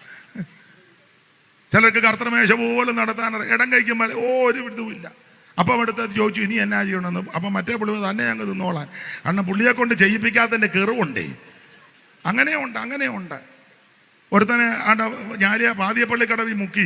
അവൻ്റെ ഇരിപ്പ് കണ്ടപ്പോൾ എനിക്കറിയാം ഇവൻ മുക്കി ശരിയാകുകയല്ലെന്ന്. ചിലതിനെ കാണുമ്പോൾ അറിയാം. ഞാൻ ചോദിച്ചു, പേര് പറയുന്നില്ല, ആരെങ്കിലും സെൻട്രൽ പാസ്റ്റ് ആരെങ്കിലും വിളിച്ചിട്ട് ഞാൻ മുക്കും, കഴിഞ്ഞ ആഴ്ചയെ മുക്കിയെന്ന്. ആയിക്കോട്ടെ. അയ്യോ ദൈവമേ സങ്കടം തോന്നി. അവിടെ ചെന്ന് ഈ കടവിലൊക്കെ മുക്കുമ്പോൾ നേരത്തെ പോയി അവിടെയൊക്കെ ഒന്ന് നോക്കണ്ടേ, കല്ലോ കട്ടയോ ചെളിയോ കുഴിയോ വല്ലതും ഉണ്ടോ എന്ന്. എല്ലാം കൂടെ പാട്ട് പാടി അങ്ങോട്ട് ചെന്ന് കന്ന് ചാടും പോലെ വെള്ളത്തിൽ ചാടി. ആ പെങ്കൊച്ചിനോട് ബാന്ന് കോഴിയെ വിളിക്കുമ്പോൾ ബാ ഇത് എന്നതാ പറയണ്ടെന്നോ ഇത് ഒന്നും അറിയാൻ മേല. അവസാനം ഏതാണ്ട് കല്ലേലെങ്ങാണ്ട് നിന്നാ മുക്കിയപ്പോൾ ഇവനും അങ്ങ് മുങ്ങി. രണ്ടും മുങ്ങി വെച്ച് വെള്ളവും കുടിച്ച് നിൽക്കുക. പിന്നെ പറയാനും അറിയാൻ മേല. പിന്നെ ഒരു പാട്ട് പാടി ഇത് ഒരു പരുവത്തിനാ ഉള്ള കാര്യമായി പറയുന്നേ. ശുശ്രൂഷയ്ക്ക് പക്വതയില്ലെങ്കിൽ, പരിജ്ഞാനമില്ലെങ്കിൽ അതിന് പക്വതയും പരിജ്ഞാനമുള്ള കർത്തദാസന്മാരെ ദൈവം നമുക്ക് തന്നിട്ടുണ്ട്. പ്രാപ്തന്മാരെ കൊണ്ട് ആമന ശ്രേഷ്ഠന്മാരെ ദൈവം തന്നിട്ടുണ്ടെന്ന്. അവരെ കൊണ്ടത് ജയിപ്പിച്ചാൽ ആക്ഷേപമില്ലല്ലോ. ഉണ്ടോ? ഇല്ല. ചിലർ ഓർക്കുന്നത് ഞാനിത് ചെയ്തില്ലെങ്കിൽ ഏതാണ്ട് ക്ഷീണമാണ്. അല്ല, എൻ്റെ ഒരു അഭിപ്രായം പറയാം, നീ ചെയ്യാതെ മറ്റൊരാളെ കൊണ്ട് ചെയ്യിപ്പിക്കുന്ന കുറച്ചുകൂടെ നിനക്ക് മാന്യതയാണ്, ബഹുമാനമാണ്. പണ്ട് ഞങ്ങൾ ഒരു ടീം പ്രവർത്തനത്തിന് പോയി, ഒരാള് ആശീർവാദം പറയാൻ പറഞ്ഞു. ആശീർവാദം പറഞ്ഞത് പ്രാർത്ഥനയായി, കണ്ണുനീരായി, എന്തോ ബഹളമായി. എന്ത് ചെയ്തിട്ട് ആശീർവാദം നിൽക്കുന്നില്ല. അയ്യോ, ഉള്ള കാര്യമായി പറയാൻ. അപ്പൊ ദാവീദിന്റെ വീരന്മാര് ഇടം കൈ കൊണ്ടും വലം കൈ കൊണ്ടും കല്ലെറിയുവാൻ അതിപ്രാപ്തന്മാരാ. കുഞ്ഞാനത് മൊത്തം വായിച്ച് പഠിക്കുകയാന്നോ? ഇതെല്ലാം ഉള്ള കാര്യമാ. ദൈവത്തിന് പുള്ളി ആദ്യമായിട്ട് ഇങ്ങനെയൊക്കെ ഉണ്ടല്ലോ ഇതില്, ദൈവത്തിന് മകത്ത്. അപ്പൊ ശ്രദ്ധിച്ചേ, ഇടം കൈ കൊണ്ടും വലം കൈ കൊണ്ടും കല്ലെറിയുവാൻ മിടുക്കന്മാർ, പ്രാപ്തന്മാർ, ഇങ്ങനെയുള്ള വീരന്മാരാ തന്റെ കൂടെ ഉള്ളത്, സിംഹമുഖന്മാരാ. അപ്പോൾ അതുകൊണ്ട് ദാവീദ് മിടുമിടുക്കനാ. അപ്പൊ അതുകൊണ്ട് ഈ അഹീരോമലിനെ കൊണ്ട് ദൂറ് പറയിപ്പിക്കുക, ഇവനെ ഞാൻ കൊല്ലും, വെട്ടും. അപ്പോൾ അഹീരോമലിന്റെ ആലോചനയെ ദൈവം അങ്ങ് അബദ്ധമാക്കി. അർഹനായ ഊശായിയെ കൊണ്ട് അഹീരോമല് ദൂത് പറഞ്ഞു പോയപ്പോ അബ്ശാലോം പറഞ്ഞു, കൂശായിയെ വിളിക്കുക, അവന്റെ ദൂതൂടെ കേൾക്കാം. വായിച്ച് സുബി 17:5, ശമൂവേലിന്റെ 2-ാം പുസ്തകം. എന്നാൽ അബ്ശാലോം അർഹനായ ഊശായിയെ വിളിക്കുക, അവന്റെ അഭിപ്രായം കൂടെ കേൾക്കാമല്ലോ എന്ന് പറഞ്ഞു. കൂശായി അബ്ശാലോമിന്റെ അടുക്ക് വന്നപ്പോൾ അബ്ശാലോം കൂശായിയോട്, അഹീതോഫേൽ ഇന്ന പ്രകാരമെല്ലാം പറഞ്ഞു, അവൻ പറഞ്ഞതുപോലെ ഞാൻ ചെയ്യണോ അല്ലെങ്കിൽ നീ പറയാൻ പറഞ്ഞപ്പോൾ കൂശായി അബ്ശാലോമിനോട് പറ. അഹീതോഫേൽ ഇപ്രാവശ്യം കൂശായി അബ്ശാലോമിനോട്, ഇപ്രാവശ്യം പറഞ്ഞ ആലോചന നന്നല്ല. നിന്റെ അപ്പനും അവന്റെ ആളുകൾ വീരന്മാരും കാറ്റിൽ കുട്ടികൾ കവർന്നു പോയ കരടിയെ പോലെ ഉഗ്രമാനസനാ. നിന്റെ അപ്പൻ നല്ല യോദ്ധാവാ. അവൻ ജനത്തോടു കൂടെ രാമാർക്കത്തില്ല. അവൻ ഇപ്പോൾ വല്ല ഗുഹയിലോ മറ്റു വല്ല സ്ഥലത്തോ ഒളിച്ചിരിക്കും. അതുകൊണ്ട് ആരംഭത്തിക്ക് തന്നെ ഇവര് ചിലർ പട്ടുപോയാൽ അബ്ശാലോമിന്റെ പക്ഷക്കാരി മഹാസംഹാരമുണ്ടാകുന്ന ഇസ്രായേൽ മക്കളെല്ലാം കൂടെ അറിയും. അപ്പോൾ സിംഹകൃതിയുള്ള ശൂരനും കൂടെ ആ ശേഷം ഉരുകിപ്പോകും. സുബി പിണങ്ങരുത്, ഞാൻ സമയം പോയത് കൊണ്ട് ഞാനങ്ങ് പറഞ്ഞതേ ഉള്ളൂ. അല്ലെ സഹോദരി ഓർക്കും, വലിയ കാര്യത്തിൽ മൈക്കും തന്നെ എന്നെ ഇരുത്തി അയാൾ തന്നെയല്ല അങ്ങ് അങ്ങനെ ചിന്തിക്കരുത്. നാളെ ഇഷ്ടം പോലെ വാക്യം ഞാൻ തരാം വായിക്കാൻ. ഇന്നിപ്പോ സമയം പോയത് കൊണ്ടാ. പിണക്കമൊന്നുമില്ലല്ലോ. ദൈവം അനുഗ്രഹിക്കട്ടെ, ദൈവത്തിന്റെ മഹത്വം. സമയത്തെയും കൂടെ കണക്കിലെടുത്താം. അപ്പൊ ശ്രദ്ധിക്കുക, ഇങ്ങനെ തന്ത്രങ്ങൾ മെനഞ്ഞ് തന്നെ തകർക്കാൻ നോക്കുക. അഹീതോഫേലിന്റെ ആലോചനയെ അബദ്ധമാക്കി ഇങ്ങനെ ദാവീദ് പേടിച്ചോടി ഓടി യോർദാൻ കടവിൽ തങ്ങുക. എന്തിനേറെ, യോർദാൻ കടവിൽ തങ്ങിയപ്പോൾ അർഹനായ ഊശായെ കൊണ്ട് അഹീതോഫേലിന്റെ ആലോചനയെ അബദ്ധമാക്കി. ആലോചന മാത്രമാണോ അബദ്ധമാക്കിയത്? അവനെയും കൂടെ ഒതുക്കി ദൈവം. 17:23 പെട്ടെന്ന് വായിര്. എന്നാൽ അഹീതോഫേൽ തന്റെ ആലോചന നടന്നില്ലെന്ന് കണ്ടപ്പോൾ കഴുതപ്പുറത്തേക്ക് ഓപ്പിട്ട് കയറി തന്റെ പട്ടണത്തിൽ വീട്ടിൽ ചെന്ന് വീട്ടുകാര്യം ക്രമപ്പെടുത്തിയ ശേഷം കെട്ടിഞ്ഞാന്ന് മരിച്ചു. കെട്ടിഞ്ഞാന്ന് യാകാന്ന് എങ്ങനെ യാകണം? എങ്ങനെ? എല്ലാം ക്രമപ്പെടുത്തിയേച്ച് യാകാന്റെ പെണ്ണം കുഞ്ഞമ്മ ആധാരം ഇന്നെടുത്തിരിപ്പുണ്ട്, എൻ്റെ പാസ്ബുക്ക് ഇതാണ്, ATM കാർഡ് ഇന്നത്, എല്ലാം അങ്ങനെ ചെയ്യാവൂ. അല്ല ചുമ്മാ അങ്ങ് കയറുമായിട്ട് പോയി പ്ലാവയിലോട്ട് കയറുകയല്ല. അയ്യോ, വേദപുസ്തകത്തിൽ എല്ലാത്തിനും വചനമുണ്ടെന്ന്. തൂക്കിച്ചാകാൻ വരെ. പക്ഷെ ഒരു കാര്യം, തൂക്കിച്ചത്താൻ നീ സ്വർഗത്തിൽ പോകുകയല്ല, നീ നരകത്തിൽ പോവാ. നിന്റെ ആത്മാവിനെ നശിപ്പിക്കുക. ആത്മഹത്യ പരിഹാരമല്ല കേട്ടോ, പരിഹാരം യേശുവിലുണ്ട്. അല്ലാതെ അടക്കി കയറി പറയണമല്ലോ. ദൈവത്തിന് മഹത്വം. ആത്മഹത്യ പരിഹാരമല്ല, വിഷം കഴിക്കുന്ന പരിഹാരമല്ല, സ്നേഹിത മദ്യമല്ല പരിഹാരം, അവൻ ലോകത്തിന്റെ മോഹമല്ല പരിഹാരം നസറയനാകുന്ന യേശു ക്രിസ്തുവിലുണ്ട്. മറ്റൊരു തനലും രക്ഷയില്ല, യേശു ക്രിസ്തു മാത്രമാ രക്ഷകൻ. ഇന്ന് രാത്രിയെ രക്ഷകൻ ഇവിടെ വന്നിട്ടുണ്ട്. ജീവിതത്തിന്റെ പ്രാരാബ്ധത്തിൽ പലവിധ വിഷമസന്ധികളിൽ അവൻ നാടുവിടുന്നതോ ആത്മഹത്യ ചെയ്യുന്ന പരിഹാരമല്ല, അവൻ ഇന്ന് രാത്രി പരിഹാരം യേശുവിലുണ്ട്. അഭിഷേകത്തിന് വിരോധമായി ഇവൻ ദൂത് പറഞ്ഞു, ദൂതും അബദ്ധമാക്കി ഇവനെ അങ്ങ് ഒതുക്കി. അങ്ങനെ ദാവീദ് യോർദാൻ കടവിൽ തന്നു. ഒടുവിൽ അഹീമാസിന്റെ യോനാഥാന്റെ ആലോചനയാൽ യോർദാൻ കടവ് കടന്ന് മഹനയീമിൽ ചെന്നു. മഹനയീമിൽ ചെന്നപ്പോൾ അവിടെ 3 പേര് ഭക്ഷണം കൊണ്ട് കൊടുത്തു. അതുകൂടെ വായിച്ച് ആ ഭാഗം അങ്ങ് നിർത്താം. ശമൂവേലിന്റെ 2-ാം പുസ്തകം 17-ാം അധ്യായത്തിന്റെ 27 ദാവീദ് മഹനയീമിൽ എത്തിയപ്പോൾ ആ. അമ്മോന്യരുടെ രബ്ബായിൽ നിന്ന് ആ. നാഹാഷിന്റെ മകൻ ശോബി, ആ. ലോദേബാരിൽ നിന്ന് അമ്മിയേലിന്റെ മകൻ മാക്കീർ, രോഗേലീമിൽ നിന്ന് രുഗേലീമിൽ നിന്ന് ഗിലെയാദ്യൻ രുഗേലിൽ ബർസില്ലായി. വെച്ച ചെറിയ ചെറിയ വരയുണ്ടല്ലയോ? വായിച്ചോ വായിച്ചോ ശരിയാണ്. ഗിലെയാദ്യൻ നന്നായിട്ട് ബർസില്ലായി. വായിക്കുന്നുണ്ട്, തെറ്റൊന്നുമില്ല. തെറ്റിയിട്ട് പറഞ്ഞതല്ല, ഞാനങ്ങ് പറഞ്ഞതേ ഉള്ളൂ. വായിച്ചോ. ഗിലെയാദ്യൻ ബർസില്ലായി ആ. എന്നിവർ കിടക്കകളും കിണ്ണങ്ങളും ആ. മൺപാത്രങ്ങളും ദാവീദിന് കൂടെയുള്ള ജനത്തിനും ഭക്ഷിപ്പാൻ ആ. കോതമ്പ്, യവം, മാവ്, മലർ, അമരയ്ക്ക, പയർ, പരിപ്പ്, തേൻ, വെണ്ണ, ആട്, പശുവിൻ പാൽക്കട്ട എന്നിവയും കൊണ്ടുവന്നു. അപ്പോൾ ദാവീദ് മഹനീമിലെത്തിയപ്പോൾ അമ്മോന്യരുടെ രബ്ബയിൽ നിന്ന് നാഗാഷിന്റെ മകൻ ശോബി, ലോഥേബാരിൽ അമ്മിയേലിന്റെ മകൻ മാഗിർ, രൊഗേലീമിൽ നിന്ന് ഗിലെയാദിനായ ബർസില്ലായി, 3 പേര്, ശോബി, മാഗിർ, ബർസില്ലായി എന്നിവർ കിടക്കകളും കിണ്ണങ്ങളും മൺപാത്രങ്ങളും ദാവീദിനും കൂടെയുള്ള ജനത്തിനും ഭക്ഷിപ്പാൻ കോതമ്പ്, യവം, മാവ്, മലര്, അമരയ്ക്ക, പയറ്, പരിപ്പ്, തേൻ, വെണ്ണ, ആട്, പശുവിൻ പാൽക്കട്ട എന്നിവയും കൊണ്ടുവന്നു. ജനം മരുഭൂമിയിൽ വിശന്നും ദാഹിച്ചും ഇരിക്കുമല്ലോ എന്ന് അവര് പറഞ്ഞു. അപ്പൊ ചുരുക്കി പറഞ്ഞാൽ ഞാൻ സൂചിപ്പിച്ചു വന്നത്, ഇങ്ങനെ അബ്ശാലോമിനെ പേടിച്ച് ഓടിപ്പോയപ്പോൾ പാടിയ സങ്കീർത്തനമാണ് 3. ആമേൻ, സ്തോത്രം 2. ഇതെല്ലാം ഓടിയപ്പോ പാടിയതാണ്. 3-ാം സങ്കീർത്തനവും 4-ാം സങ്കീർത്തനം ഒക്കെ ഓടിപ്പോയപ്പോ ഇനി സങ്കീർത്തനം 3-ന്റെ ഹെഡിങ് ഒന്നുകൂടെ വായിച്ചോ സുബി. ദാവീദ് തന്റെ മകനായ അബ്ശാലോമിന്റെ മുമ്പിൽ നിന്ന് ഓടിപ്പോയപ്പോൾ പാടിയ ഒരു സങ്കീർത്തനം എന്ന് പറഞ്ഞാൽ എല്ലാം നഷ്ടപ്പെട്ടവനായി, കിരീടം നഷ്ടപ്പെട്ടവനായി, പൊൻചൊങ്കോൽ നഷ്ടപ്പെട്ടവനായി, അവൻ കൊട്ടാരം വിട്ട് സകലതും നഷ്ടപ്പെട്ട് ഓടുക. സ്വന്തം മകൻ തനിക്കെതിരെ മന്ത്രി വിരോധമായി വന്നു. ശിമയി പ്രാകാൻ തുടങ്ങി, ശപിക്കാൻ തുടങ്ങി, കസേര നഷ്ടപ്പെട്ടു. പക്ഷെ അങ്ങനെല്ല നഷ്ടപ്പെട്ടപ്പോൾ എന്റെ ഭാഷ പറയാ, പാട്ടും പ്രാർത്ഥനയും കുറഞ്ഞില്ല, പാട്ടും പ്രാർത്ഥനയും നിന്നില്ല. ആ 3-ാം സങ്കീർത്തനം രാവിലെ പാടിയതും 4-ാം സങ്കീർത്തനം രാത്രി പാടിയതാ. 3-ന്റെ 5 മുമ്പേ വായിച്ചതാ, ഒന്നുകൂടെ വായിര്. 3-ന്റെ 5. ഞാൻ കിടന്നുറങ്ങി യഹോവ എന്നെ താങ്ങുകയാൽ ഉണർന്നുമിരിക്കുന്നു. അപ്പൊ ഇത് രാവിലെ പാടിയതാ. ഇനി 4-ന്റെ ഒടുവിൽ വായിച്ചേ, ഞാൻ സമാധാനത്തോടെ കിടന്നുറങ്ങും. ഉറങ്ങുവന്ന. അപ്പൊ ഉറങ്ങിയില്ല, ഉറങ്ങാൻ പോവാ. സമാധാനത്തോടെ കിടന്ന് ഉറങ്ങും. നീയല്ലോ യഹോവ എന്നെ നിർഭയം. അപ്പൊ അങ്ങനെ പഠിക്കുമ്പോൾ 3-ാം സങ്കീർത്തനം രാവിലെ പാടിയതും 4-ാം സങ്കീർത്തനം രാത്രി പാടി. എപ്പോൾ? ഓടിപ്പോയപ്പം. ഒന്നുമില്ല, കഴിക്കാൻ ഭക്ഷണമില്ല, കിടക്കാൻ ഇടമില്ല, മെത്തയൊന്നുമില്ല, ഭൗതിക വസ്തുക്കൾ ഒന്നുമില്ല. എല്ലാം നഷ്ടപ്പെട്ടവനായി പോയിട്ടും പാട്ടും പ്രാർത്ഥനയും കുറഞ്ഞില്ല. ഞാൻ ബന്ധിക്കോസുകാരോട് പറയാ, നിന്റെ കുടുംബത്തിനകത്തെ രാവിലെ പ്രാർത്ഥനയും സന്ധ്യപ്രാർത്ഥനയും മുടങ്ങരുത്. ഇത് നല്ല പൂണന്റെ തീറ്റി നിന്ന് വെച്ച് പാടുകയില്ല, പ്രാർത്ഥിക്കുകയില്ല, ഓത്രവും പറയുകയില്ല.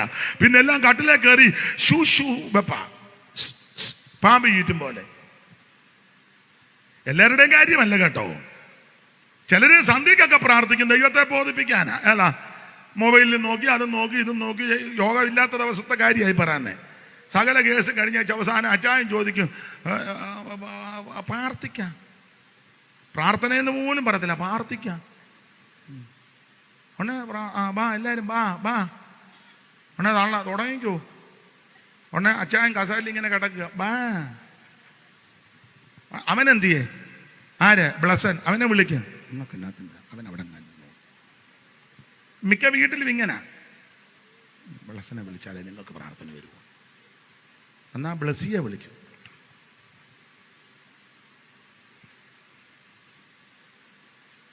ഇതുങ്ങളെ വിളിച്ചാ പ്രശ്നമാ മിക്കടുത്തും. എന്നാ ഒരു പാട്ട് പാടും. പണ്ടൊരു തള്ള പാടുന്നത് ഞാൻ വഴി കൂടെ പോയപ്പോൾ ഉറക്കെയാ പാടുന്നത്. റോഡിൽ കൂടെ പോയപ്പോൾ കേൾക്കുക. നിങ്ങൾ പാടിയിട്ട് അങ്ങനെയാണോ എന്ന് അറിയത്തില്ല. ഉറക്കെ അങ്ങ് പാടുന്നൊന്ന് കേൾക്കാം. തലയ്ക്ക് ഇത് ബോധമൊന്നുമില്ലെന്ന് പാടുക.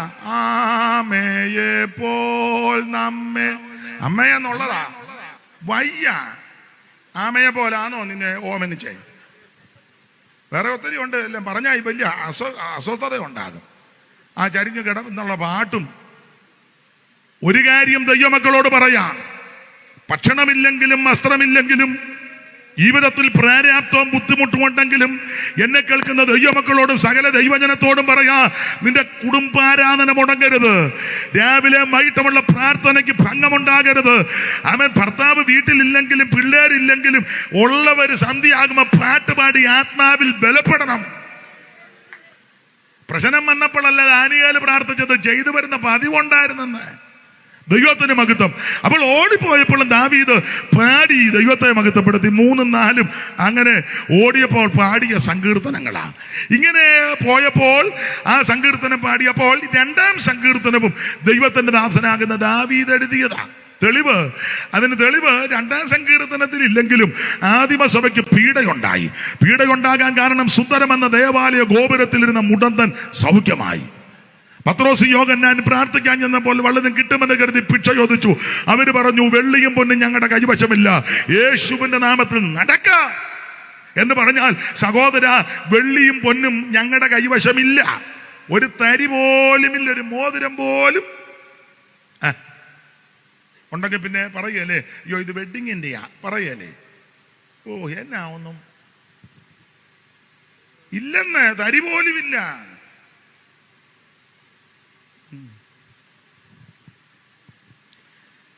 വെള്ളിയും പൊന്നും ഞങ്ങളുടെ കൈവശമില്ല. പക്ഷെ ഒരു കാര്യം, അതിന്റെ മർമ്മം ഇതാ, നീ ഉദ്ദേശിക്കുന്ന വെള്ളിയും പൊന്നും ഞങ്ങളുടെ കൈവശമില്ലെങ്കിലും വെള്ളിയേക്കാൾ പൊന്നിനേക്കാൾ വിലമതിക്കുന്ന ഒന്ന് ഞങ്ങളുടെ കൈവശമുണ്ട്. അല്ല, കൈവശമുണ്ടെന്നല്ല, ഞങ്ങൾ അത് അനുഭവിച്ചുകൊണ്ടിരിക്കുക. തേനിനേക്കാൾ തേൻകട്ടേക്കാൾ മധുരമുള്ള ദൈവവചനം, പൊന്നിനേക്കാൾ തങ്കത്തേക്കാൾ ആഗ്രഹിക്കത്ത ദൈവത്തിന്റെ വചനം. എന്താ വചനം? ആദിയിൽ വചനമുണ്ടായിരുന്നു, വചനം ദൈവത്തോടുകൂടെ, ആ വചനം ദൈവമാ. ആ വചനം ജഡമായി നമ്മുടെ ഇടയിൽ പാർത്തത. അതാണ് നസറയനാകുന്ന യേശു ക്രിസ്തു. യേശു ക്രിസ്തു ജനിച്ചതേ എല്ലാവരുടെയും ജനനം പോലായിരുന്നു. യേശുവിന്റെ ജനനം വിശേഷപ്പെട്ട ജനനമല്ലേ? എന്തുവാ യേശുവിന്റെ ജനനത്തിന്റെ വിശേഷത? അത് ഒത്തിരി ഉണ്ട്. നാളെ ഒക്കെ നിങ്ങൾക്ക് ചില കാര്യം പറയാം. എങ്കിൽ ഇടയ്ക്ക് കയറിയൊരു കാര്യം പറയാം. ഞാനും നിങ്ങളും ജനിച്ചത് യേശു അല്ല, ഇവിടെ വന്ന മഹാന്മാരും ഉന്നതന്മാരും സമുദായം നേതാക്കന്മാരും രാഷ്ട്രീയ പ്രമുഖന്മാരും പണ്ഡിതന്മാരും മതനേതാക്കന്മാരും ദൈവം കളിച്ചു വന്ന പുള്ളിക്കാരും ഇപ്പം ദൈവം കളിച്ചുകൊണ്ടിരിക്കുന്ന പുള്ളിക്കാരും, പെണ്ണുങ്ങളെല്ലാം അങ്ങ് ദൈവം കളിക്കുക, ചുമ്മാ ദാരിയും ചുറ്റി ദൈവം കളിച്ച് നടക്കുക ആണെന്ന്. ഇഷ്ടം പോലെ കാശുമുണ്ട്. ഇവരുടെ എല്ലാം ജനനം പോലല്ല യേശുവിന്റെ ജനനം. എന്താ യേശു ക്രിസ്തുവിന്റെ ജനനത്തിന്റെ വിശേഷത? 2 കാര്യം പറഞ്ഞു വിട്ടേക്കാൻ. 2 കാര്യം. ഒന്ന്, ഈ ജനനത്തെ പറ്റി ദൈവം നേരിട്ട് ദൂതനെ അയക്കുക. മറിയയുടെ അടുക്കലും യോസേപ്പിന്റെ അടുക്കലും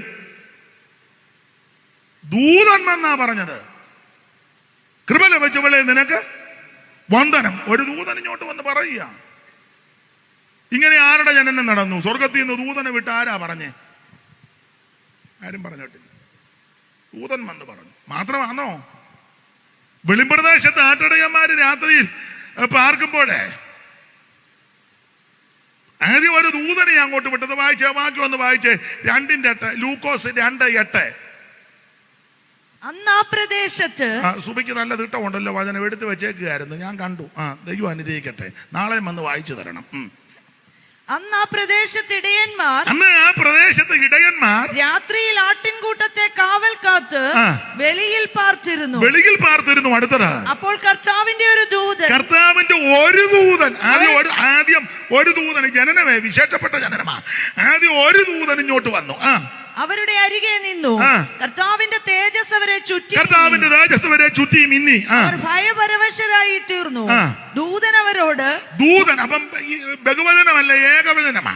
ഒരു ദൂതൻ അവരോട്, ദൂതന്മാരെന്നല്ല, ദൂതനാ, ഏകവചനം. അപ്പോൾ ഈ ദൂതൻ വന്ന് പറയുകയാ, പിന്നെ സർവജനത്തിനും ഉണ്ടാകുവാനുള്ള ഒരു മഹാസന്തോഷം ഞാൻ നിന്നോട് സുവിശേഷിക്കുക. അപ്പൊ ശ്രദ്ധിക്കുക, ഈ ജനനത്തിന്റെ വിശേഷത, ജനിച്ച കാര്യം പറയാൻ ദൈവം ഒരു ദൂതനെ അങ്ങോട്ട് അയച്ചു. ഇവിടെ വന്ന് ജനിച്ച ആരുടെ കാര്യമാ ദൂതൻ വന്ന് പറഞ്ഞേ? ഇന്നൊരു ജനിച്ചു, ദൂതൻ വന്ന് പറഞ്ഞതാ. പിന്നെ യേശുവിന്റെ ജനനം മഹത്വമുള്ള ജനനമാണ്. മാത്രമാണോ? എല്ലാ വാക്യവും എടുപ്പിക്കുന്നില്ല. 11 മുതൽ വായിച്ചേ. 11. കർത്താവായ ക്രിസ്തു എന്ന രക്ഷിതാവ് ഇന്ന് ദാവീദിന്റെ പട്ടണത്തിൽ നിങ്ങൾക്കായി ജനിച്ചിരിക്കുന്നു. നിങ്ങൾക്ക് അടയാളമോ? ശീലകൾ ചുറ്റി പശുത്തൊട്ടിയിൽ കിടക്കുന്ന ഒരു ശിശുവിനെ നിങ്ങൾ കാണുമെന്ന് പറഞ്ഞു. പെട്ടെന്ന് സ്വർഗീയ സൈന്യത്തിന്റെ ഒരു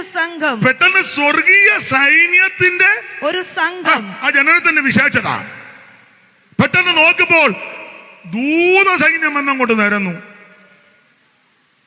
എൻ്റെ ഭാഷയെ പറയുക കേട്ടോ. ഹാർമോണിയം കാണാൻ സാധ്യത കാണും, നാഗസ്വരമോ ഇതെല്ലാം വാദ്യോപകരണങ്ങളെല്ലാം കാണും. അല്ലാതെ ഒരു തമ്പേർ മാത്രമല്ല. നിങ്ങളേലും അല്ലേരിയ പറയുമെന്ന് ഓർത്ത് അത് നിങ്ങൾ എല്ലാം കണക്കാണ്. നിങ്ങൾക്കും ഗുണം വരട്ടെന്ന് ഓർത്തപ്പം ഞാൻ പറഞ്ഞ ആരും കേൾക്കരുതെന്ന് ഓർത്ത് പറഞ്ഞതാ. എന്നാലും പറഞ്ഞല്ലോ, ദൈവം അനുഗ്രഹിക്കട്ടെ. അപ്പോൾ ഈ യേശുവിന്റെ തിരുപ്പിറവിയുടെ മഹത്വം ഒന്ന്, ഒരു ദൂതൻ ഇങ്ങോട്ട് വന്ന് പറഞ്ഞു ജനിക്കാൻ പോവുകയാണ്. ഇങ്ങനെ ആരുടെ ജനനത്തെ പറ്റി പറഞ്ഞു? ഏതോ ഒരു മതപണ്ഡിതന്റെയോ മതനേതാവിന്റെയോ സമുദായ നേതാവിന്റെയോ രാഷ്ട്രീയക്കാരന്റെയോ ഉന്നതന്മാരുടെയോ ആരുടെയെല്ലാം ജനനം സ്വർഗത്തിൽ നിന്ന് ദൂതം വന്ന് പറഞ്ഞു. മാത്രമാണോ ആ തിരുപ്പിറവി അങ്ങോട്ട് കഴിഞ്ഞപ്പം നമ്മുടെ കർത്താവ് ഇങ്ങനെ ശിശു ദൈവത്തിന് മകത്തെ ശീലകൾ ചുറ്റി അട്ടിടങ്ങൂട്ടമാകി വന്ന നേരം കീർത്തിശീലയിൽ കിടന്ന യേശുദേവ. ആട്ടിടങ്ങർ കൂട്ടമായി വന്ന നേരം കീർത്തിശീലയിൽ കിടന്ന യേശുദേവ. പട്ടിനുള്ള മൂല വസ്തു സൃഷ്ടി ചെയ്ത ദൈവമേ ഈ ക്ലിഷ്ടമിടപ്പോൾ കണ്ടു നമിക്കുന്നേ സിയോൻ മണവാളനെ. ശ്രീ നരപതിയെ സിയോൻ നാശപാത്രമായ ലോകം ആകെ യുദ്ധീപനിന് കന്യകയിൽ ജാതനായി വന്ന ശ്രീ നരപതിയെ സിയോൻ മണവാളനെ.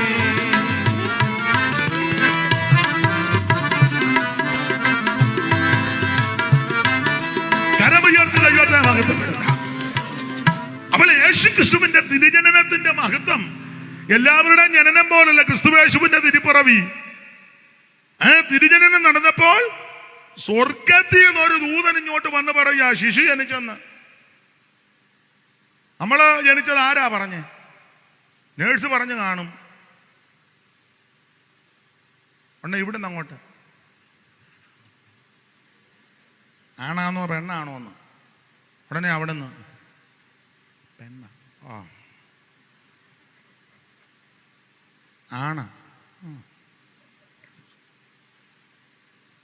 പിന്നെ നമ്മൾ അങ്ങോട്ടും ഇങ്ങോട്ടും ഒക്കെ വിളിച്ചു പറഞ്ഞു. ഇപ്പൊ പിന്നെ മൊബൈലിൽ കൂടെ ഒക്കെ അറിയിക്കുന്നുണ്ട്. അത് ഈ സംവിധാനം ഒന്നുമില്ലെന്ന്.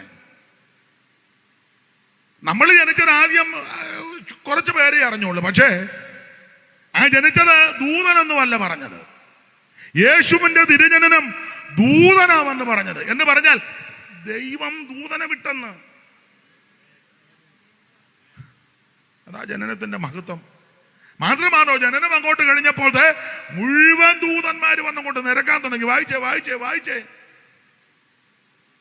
സൈന്യത്തിന്റെ ഒരു സംഘം. അല്ലാതെ അല്പം കൂടെ കയറ്റി വായിച്ചോ, രണ്ട് പദവും കൂടെ മുകളിലോട്ട് കയറ്റി. നിങ്ങൾക്കടയാളമോ ശീലകൾ ചുറ്റി പശുത്തൊട്ടിയിൽ കിടക്കുന്ന ഒരു ശിശുവിനെ നിങ്ങൾ കാണും. പിന്നെ പെട്ടെന്ന് ഈ ജനനത്തിന്റെ മഹത്വം പെട്ടെന്ന് സ്വർഗീയ സൈന്യത്തിന്റെ ഒരു സംഘം ദൂതനോട് ചേർന്ന് ദൈവത്തെ സ്വർഗീയ സൈന്യമാ കേട്ടോ.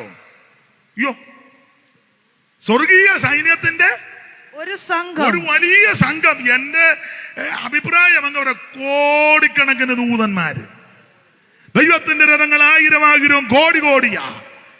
കാരണം ഈ കിടക്കുന്ന ശിശു അവൻ വെറുമൊരു ശിശുവല്ല, അഖിലാണ്ടങ്ങളുടെ ഉടയവനാ. വചനം ജഡമായി വന്നവനാ. ഈ സർവത്തെ സൃഷ്ടിച്ചവനായി പിറന്നു കിടക്കുന്നത്. ഉളവായതൊന്നും അവനെ കൂടാതെ ഉളവായതല്ല. സകലതും അവൻ ഉളവാക്കി, അവനായിട്ട് ഉളവാക്കി. ഇന്ന് രാത്രി അവിടുന്ന് നമ്മുടെ നടുവിലുണ്ട്. Praise the Lord. അവൻ ധന്യനാകുന്ന ഏകാധിപതിയും താൻ മാത്രം അമർത്യതയുള്ളവനാ. ഇന്ന് രാത്രി അവിടുന്ന് നമ്മുടെ നടുവിലുണ്ടെന്ന്. ഇത് പറഞ്ഞിട്ട് ഒരനക്കമില്ലല്ലോ. പറക്കുവോ പറക്കാതിരിക്കുവോ, കിടക്കുവോ കിടക്കാതിരിക്കുവോ. പെട്ടെന്ന് യോഗം നിർത്തി ഞങ്ങൾക്ക് പോയി 2 ഉണക്ക ചപ്പാത്തി അടിച്ച് മലന്ന് കിടക്കണ്ട.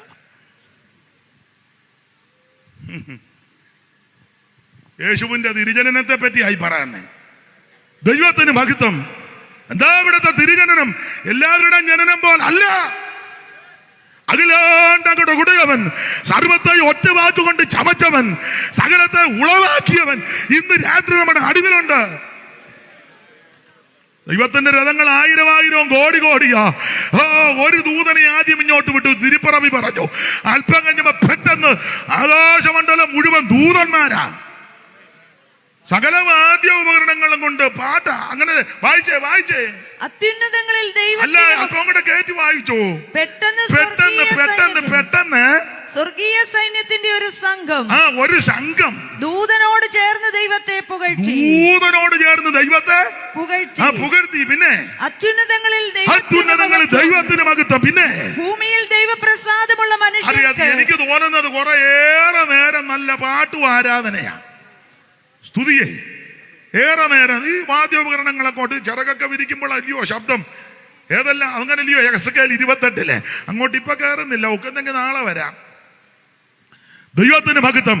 നിന്നെ തീർത്ത നാളിൽ നിന്റെ നടങ്ങളുടെയും കൂടുകളുടെയും പണി പൊന്നുകൊണ്ടായിരുന്നു. നീ ചിറക് വിടർത്തി മറയ്ക്കുന്ന ഈ ടൈപ്പ് ദൂതന്മാരെ ദൈവം സൃഷ്ടിച്ചെന്ന് ആ വാദ്യ ഉപകരണങ്ങൾ വെച്ച് അവൻ തിരുപ്പറവിയെ ഘോഷിക്കുക. അല്ല, എല്ലാവരുടെയും ജനനം പോലെ യേശുവിന്റെ ജനനം അത് മഹത്വമുള്ള ജനനമാ. മാനവരാശികളുടെ പാപത്തിന് പരിഹാരം വരുത്തുവാൻ, അവൻ സർവ്വജനത്തിനും രക്ഷ വരുവാൻ, സർവ്വജനത്തെ വീണ്ടെടുക്കുവാൻ, മനുഷ്യന്റെ പാപത്തിന് പരിഹാരം വരുത്തുവാൻ, നിന്നെ രക്ഷിക്കുവാൻ നമുക്കൊരു രക്ഷിതാവ് ഇന്ന് രാത്രി ഇവിടെ പിറന്നിട്ടുണ്ട്. യേശു നിന്നെ രക്ഷിക്കും, യേശു നിന്നെ വിടുവിക്കും, യേശു നിനക്ക് സമാധാനം തരും, യേശു നിന്നെ സൗഖ്യമാക്കും. ഇന്ന് രാത്രിയിൽ അവിടുത്തെ തൃപ്പാരത്തിൽ സമർപ്പിക്ക്. നിനക്കും നിന്റെ കുടുംബത്തിനും രക്ഷയാ. ഞാന് സമയം പോയത് കൊണ്ട് ജോൺസനെ അങ്ങ് നിർത്തുക, സെൻട്രൽ പാസ്റ്ററുടെ അനുവാദം നിർത്തുക. നാളെ പോരായോ ബാക്കി? മതി. പണ്ടൊരാൾ പറഞ്ഞ എന്നെന്നില്ല പിന്നെ പൊന്നേന്ന് എന്തിനാന്ന് ചോദിച്ച പോലെ. ആയിക്കോട്ടെ, നിങ്ങൾ നേരത്തെ 5 മണിക്കൊക്കെ വന്നവരുണ്ട്, അതുകൊണ്ട് നിങ്ങളുടെ സമയം കവർന്നെടുക്കുന്നില്ല. ഇതിൻ്റെ ബാക്കി നാളെ ദൈവം അനുവദിച്ചാൽ നിങ്ങളുടെ വിലപ്പെട്ട പ്രാർത്ഥന ചോദിക്കുക. എന്നെ ക്ഷണിച്ചതിന് നന്ദി. നാളെയും വന്ന് ശുശ്രൂഷിപ്പാൻ ദൈവം കൃപ തരേണ്ടതിന് ദൈവമക്കളുടെയും ബഹുമാനപ്പെട്ട ദൈവദാസന്മാരുടെ എല്ലാം വിലപ്പെട്ട പ്രാർത്ഥന ചോദിക്കുക. യേശുക്രിസ്തു ഏകരക്ഷകൻ, യേശുക്രിസ്തു മാത്രം രക്ഷിതാവ്, മറ്റൊരുത്തലും രക്ഷയില്ല. വഴിയെ വെച്ച് നശിക്കാതിരിക്കാൻ പുത്രനെ ചുംബിച്ചോണം. ദൈവം അനുവദിച്ചാൽ നമുക്ക് നാളെ കൂടാൻ, കരമുയർത്തി ദൈവത്തെ മഹത്വപ്പെടുത്താം. എല്ലാവരും ദൈവത്തെ മഹത്വപ്പെടുത്തിയാട്ടെ. ആ പഴയ പാട്ടിന്റെ 2 ചരണം പാടാ. രക്ഷിപ്പാൻ മാർഗം വേറെയില്ല, രക്ഷകനേശു താൻ വഴിയേ. രക്ഷിപ്പാൻ മാർഗം വേറെയില്ല, രക്ഷകനേശു താൻ വരുവീതി നല്ല കൈയടിച്ച് ചേർന്ന്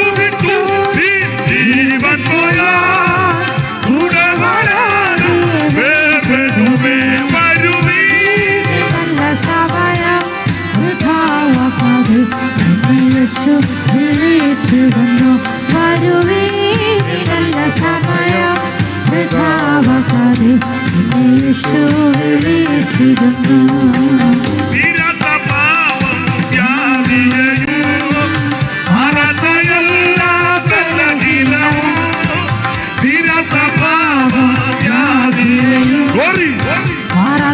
എല്ലാ ബലഹീനം ഓ കുരിശിൽ ചുമന്നു നിന്നെ സൗഖ്യമാക്കി നടത്തി വരുവീൻ നല്ല സമയം വൃഥാവാക്കാതെ എന്നെ യേശു വിളിച്ചിടുന്നു. വരുവീൻ. നല്ല സമയം ഓ തിരിപ്പിക്കപ്പെട്ടവല്ല, തിരിപ്പിക്കപ്പെട്ടവല്ല, തിരിപ്പിക്കപ്പെട്ടവല്ല. ഓ വരുവീൻ. നല്ല സമയം വൃഥാവാക്കാതെ എന്നെ യേശു വിളിച്ചിടുന്നു.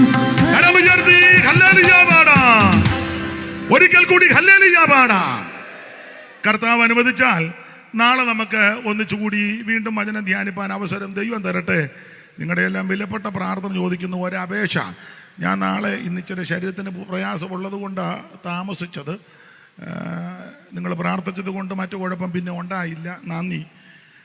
ദൈവം അനുവദിച്ചാൽ നാളെ ഒരു 7 മണിക്ക് എനിക്ക് സമയം തരികയാണെങ്കിൽ നമ്മുടെ തരാമോ?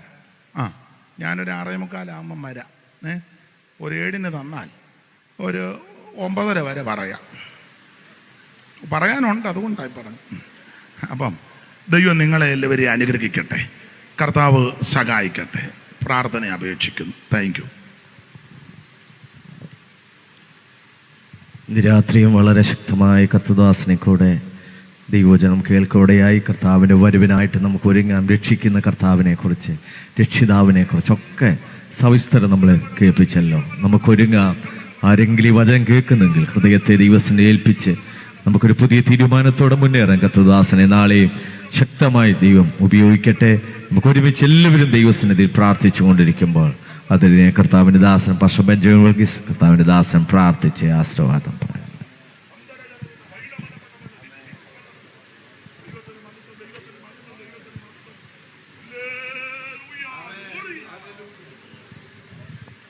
നമുക്ക് പ്രാർത്ഥിക്കാം. മഹാദൈവമേ, സ്വർഗസ്ഥ പിതാവേ, നന്ദിയോടെ ഞങ്ങൾ അങ്ങയെ സ്തുതിക്കുന്നു, ഞങ്ങൾ അങ്ങേക്ക് സ്തോത്രം ചെയ്യുന്നു. ഒരു ദിവസം കൂടെ ജീവിച്ചിരുന്ന് അങ്ങയെ മഹത്വപ്പെടുത്തുവാൻ തക്കവണ്ണം, അങ്ങയുടെ സന്നിധിയിൽ കടന്നു വരുവാൻ തക്കവണ്ണമുള്ള സാവകാശം അവിടെ തന്നതോർത്ത് നന്ദിയോടെ ഞങ്ങൾ നിനക്ക് സ്തോത്രം ചെയ്യുന്നു. ഞങ്ങളെ കേൾപ്പിച്ച നിൻ്റെ വചനത്തിനായി സ്തോത്രം. നിൻ്റെ ദാസനായി ഞങ്ങൾ പ്രാർത്ഥിക്കുന്നു. ആവശ്യമുള്ള ആരോഗ്യവും ബലവും അവിടുന്ന് കൊടുത്ത്, അവിടുന്ന് വരാൻ താമസിച്ചാൽ നാളെയും കടന്നു വന്ന് നിൻ്റെ വചനം അറിയിക്കുവാൻ കൃപ കൊടുക്കണമേ എന്ന് പ്രാർത്ഥിക്കുന്നു. വന്നുചേർന്നിരിക്കുന്ന എല്ലാവരെയും അവിടുന്ന് അനുഗ്രഹിക്കണമേ. മടങ്ങിപ്പോകുമ്പോൾ തിരുസാന്നിധ്യം കൂടെ ഇരിക്കണമേ. ആപത്തോ അനർത്ഥങ്ങളോ ഒന്നും വരാതെ സൂക്ഷിക്കണമേ എന്നും പ്രാർത്ഥിക്കുന്നു. നാളെയും കടന്നു നിൻ്റെ വചനം ശ്രദ്ധിപ്പാൻ അവസരം തരണേ എന്ന് പിന്നെയും പ്രാർത്ഥിക്കുന്നു. മാനവും മഹത്വവും അവിടുത്തേക്ക് മാത്രം ഇരിക്കട്ടെ. യേശു കർത്താവിൻ്റെ വിലയേറിയ നാമത്തിൽ അടിയങ്ങൾ താഴ്മയായി പ്രാർത്ഥിക്കുന്നു. കേൾക്കണം പിതാവേ. പിതാവായ ദൈവത്തിൻ്റെ സ്നേഹവും കർത്താവായ യേശു ക്രിസ്തുവിൻ്റെ കൃപയും ആശ്വസിപ്പിക്കുന്ന പരിശുദ്ധാത്മാവിൻ്റെ കൂട്ടായ്മയും കാവലും നാം ഏവരോടും നാം ഓർത്ത് പ്രാർത്ഥിച്ച എല്ലാ കാര്യങ്ങളോടും വരും ദിവസങ്ങളിൽ നടക്കേണ്ട കൂടിവരവുകളോടും കൂടെ ഇപ്പോഴും എപ്പോഴും ഉണ്ടായിരിക്കുമാറാകണമേ. നമ്മുടെ കർത്താവായ യേശു ക്രിസ്തു മൂലം നമുക്ക് ജയം നൽകിയ ദൈവത്തിന് സ്തോത്രം. Hallelujah, hallelujah, hallelujah. ആമേൻ. കർത്താവായ യേശുവേ വരണമേ. നാളെ കൃത്യം 6 മണിക്ക് തന്നെ പ്രാർത്ഥിച്ചു.